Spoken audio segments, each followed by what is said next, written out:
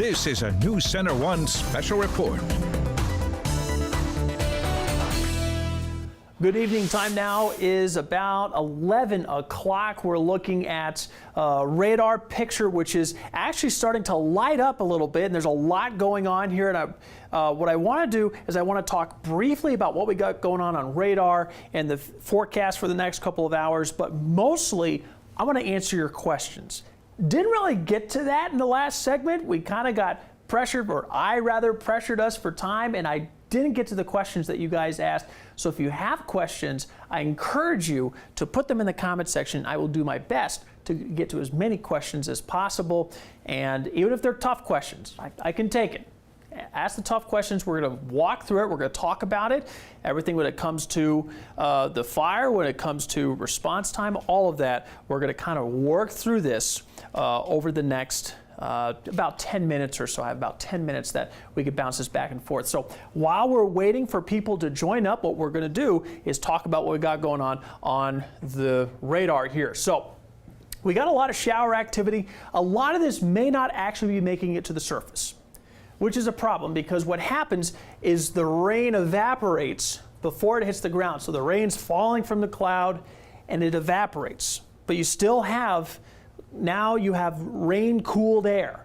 So there's no rain left, just the ball of cold air that's left over. When rain evaporates, it cools the air. So now you have this air that rushes to the surface and spreads out in all directions. So you have these gust fronts that are coming through. We had a special weather statement issued by the National Weather Service about an hour ago for Weston County, pushing into Custer and Fall River County for 50-mile-per-hour wind gusts. So this is the kick that we were talking about that was supposed to arrive anytime between 10 p.m. and midnight. It's about 11 o'clock. We're right on schedule. So here we go. We do have some gusty winds coming out of the southwest here down towards Pennington County. If we zoom in here, we can see that a lot of these showers, some of them, those yellows you see in there, you actually probably getting some rain making it to the surface, but it's dissipating as it's getting to the Black Hills. It's too dry. They can't sustain themselves. So instead, you get these cold, dry air bombs that hit the ground and spread out in all directions, and you get these gusty winds out of a seemingly quiet night. So here's what the current winds are. There we go, Newcastle updated. Now we got some westerly winds sustaining and going down. So we did have 20 to 25 miles per hour. Now we're about 15 to 20, and winds starting to pick up in Custer, Hot Springs, Rapid City. So we're seeing these winds starting to get going here as this front starts to pass through. This is the point in time where the firefighters that are on standby, that are sitting on those ridges and sitting in those valleys with their prepared lines, are holding it at this point and keeping an eye on the fire, make sure it does not get out of bounds during this critical juncture right now. That's what's happening right now. All right, so let's see if we have any questions so far. And thus far, there are no questions. So we don't have anyone that has commented just yet, and that's okay because I have a question that was left over from the last session that I'd like to get to tonight. If there are fires that are happening within this area west of Rapid City, is that necessarily a bad thing? Does that mean that the fire is out of control? Does that mean that it's breaking its barriers and I need to worry? There is a lot of different strategies that are used in these type of incidences, especially when you have ridges and valleys and rough terrain like we have for the first Thunder fire. So what you'll have, I'll actually bring this up, because this is a really, really good point. We can get down into this area. I'll even take out the sweeping radar here. So this is the general area that we have the fire in, right here. We'll go ahead and circle this area. So let's say we have the fire in this general area, and that's generally acceptable of where this is located. You notice you got these ridges and valleys through here. You're not going to send firefighters to this fire and say, okay, go attack the fire. Here's a pack of water, just go throw it on the fire and everything will be okay. It's not how it's always done. You want to use the terrain to your advantage. If the terrain is difficult to work through, flip it, use it to your advantage. Protect these ridge lines. protect these valleys, find the places where the fire could cause problems, and build up your dozer lines there, put more manpower there. That's what they've been doing through the day today. And these ridges are interesting because you can have a fire that starts at the bottom of a ridge, and these fires can actually travel faster going up a ridge than they do actually going down a ridge, because they use the convection and heat to go up a ridge, and then they backtrack down a hill, and then they quickly rise up a hill once they get the upward swing. So you want to stop that fire from getting to that lower point and swinging up the hill. So you'll position firefighters to build a line ahead of the fire, not necessarily directly attacking the fire, but ahead of this fire. And that's what they've been doing through the day. And in fact, some of these ridges that are tough to get to, that's why you saw all those slurry drops on the tops of these ridges, is that's where they really want to make sure that they're putting this together and defending those particular spots. Jeff has a question. Is the fire progressing? At this point, we're still at 170 acres. That was the update at about 4 p.m., or rather 5 p.m. this evening. That still is the case at this point. 0% contained, 170 acres. And the truth of the matter is that you may get to 200 acres with this fire, but that doesn't necessarily mean, again, that things are going worse. They may have already built a circle. Let's say the fire, because that's a good question, Jeff. Let's say the fire's here. Let's say you have your fire right here. You're not going to put your firefighters right on this line and hope for the best. You're maybe going to have a defensive line that looks a little like this, that follows ridges and valleys. You protect certain structures in there. Maybe you have different manpower here or there, but you're focusing on fortifying this line. Even though the fire's here, you've given up this territory. You're saying, okay, this is indefensible. We can't really get to this. This is a much easier place to defend. So this is where we're going to defend. We have a residential area here and here. So this is where we're going to defend.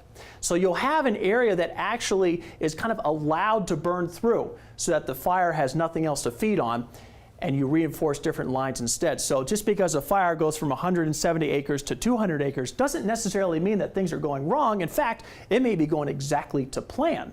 It just depends on the type of incident that you're talking about and the kind of different resources that you have on that fire. So hopefully that answers that question a little bit. The fire may be progressing a little bit. We're going to wait for this gust front to come through.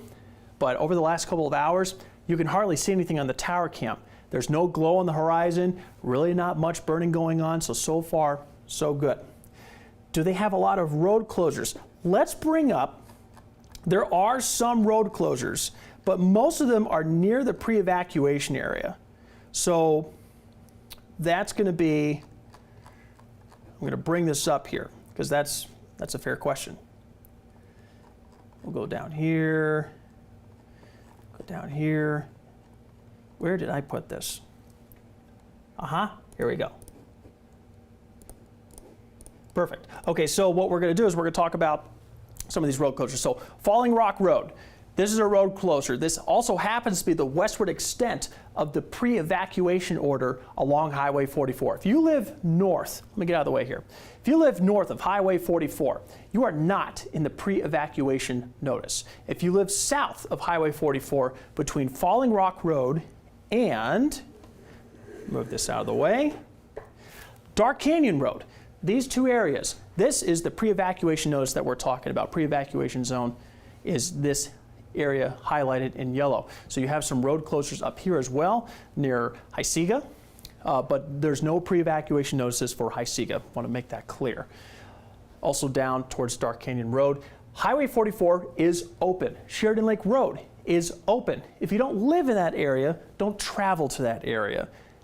Only if you live in that area, because you've got a lot of emergency equipment. You got folks logistically trying to move things around quickly in some cases to maybe there's a spot the fire has spotted somewhere else, and they got to get to it quickly. If you've got a bunch of people out there trying to just look at the fire, that's going to hamper those efforts. Okay, Bill wants to know, how did this fire start? At this point, it's still under investigation. Well, I'll tell you one thing, there's been no lightning in the area for over a week. So I think naturally that may rule that out. I'd be surprised if that was the answer. So that's my 2 cents on it. But so far, it's under investigation, and the starting point was toward Victoria Lake Road. All right. Yeah, they're still investigating. How come the planes and helicopters stopped mid-afternoon today? Okay, so eventually you're talking about resources that cost a lot of money every time they drop something, right? You want to do it strategically. I mean, if it didn't cost anything, you just do it all day, put on the fire, put on the ridges, put on the houses, put on everything. Who cares? But you have to use it economically. You have to use it in a way that makes sense.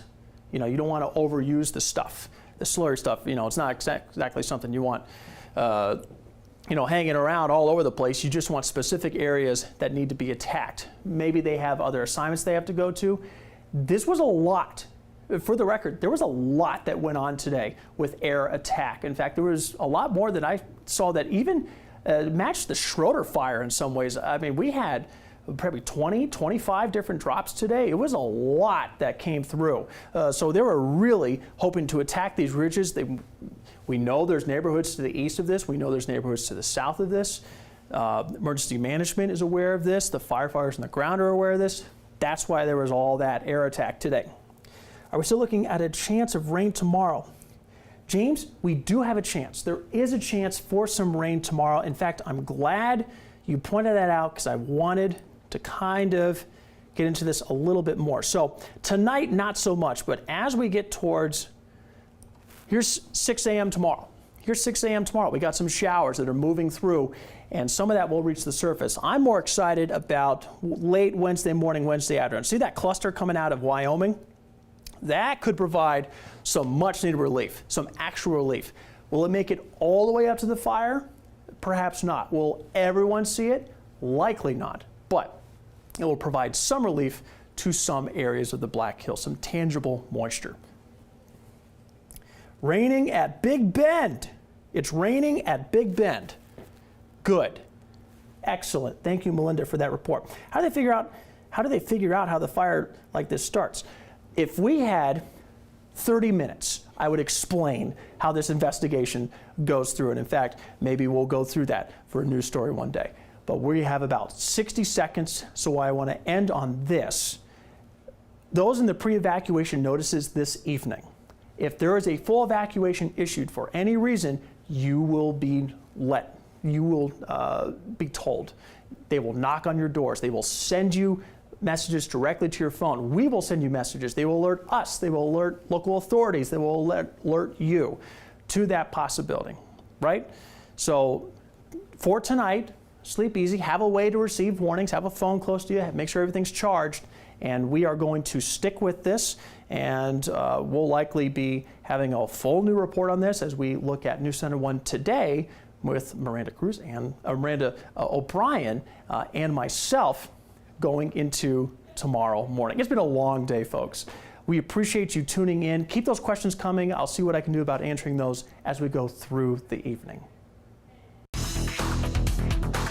This has been a News Center 1 special report.